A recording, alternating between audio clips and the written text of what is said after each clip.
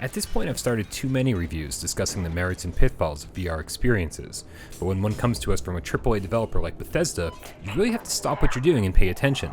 Because as much as we love indie studios, they often have to make sacrifices due to budget or time restraints, meaning we see very few games that look as good as Resident Evil 7 or Skyrim VR. But Wolfenstein Cyberpilot serves as a reminder that graphics don't make the game, and that even amazing graphics can't save a mediocre 90-minute experience. Breaks my heart to see Paris like this.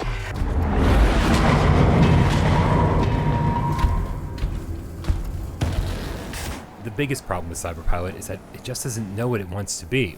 Trailers make it out to be an action game about piloting Third Reich mechs down the streets of Paris and turning them on their makers, which it is while piloting the first and third of 3 mechs, but only accounts for about 30 minutes of the entire game.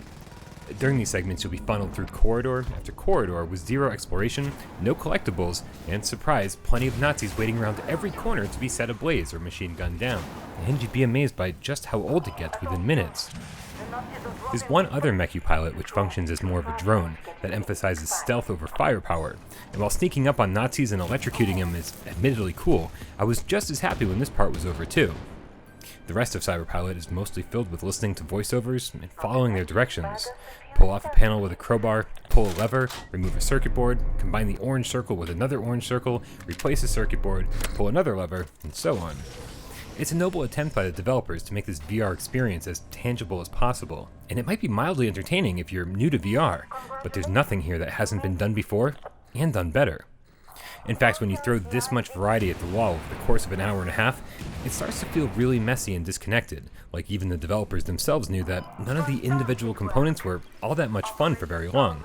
It was a great success. When we fight, we win. Make your way back to the outpost to complete the assignment. D'accord, all set. Press the airlock button, s'il te plaît. And Cyberpilot insists on holding your hand every step of the way, forcing you to watch every cutscene and making you play every tutorial, even if you already played them on an easier difficulty. And there's a ton of exposition delivered in the form of a woman's voice on a radio, and at first she seems to be setting up for a cool premise, but by the end you'll realize that even though she talked a lot, she said very little. And even worse is that when you actually need some help or a bit of guidance, none is given, just adding to the mounting frustration. In fact, I kept thinking to myself that if the graphics weren't so unbelievably polished, there really wouldn't be much here left to enjoy. So thankfully, Cyberpilot is stunning to look at. The streets of Paris are practically photorealistic, with plenty of destructible items in the environment. The interiors are just as well done, with great lighting effects and pretty impressive art design all around. Controls generally work the way they should, with a few minor exceptions.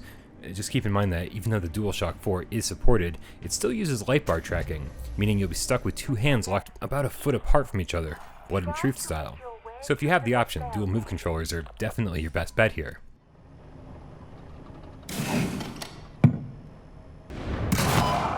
Brother 3 is extremely vulnerable now. It's only a matter of destroying those regulators.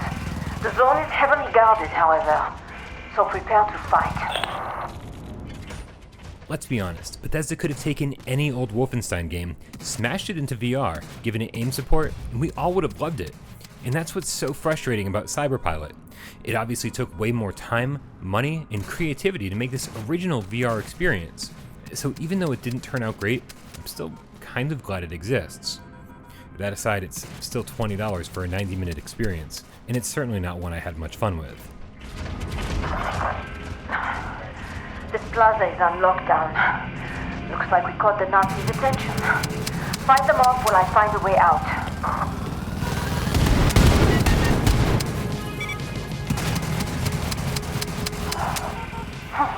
No need for my hacking skills this time, I see.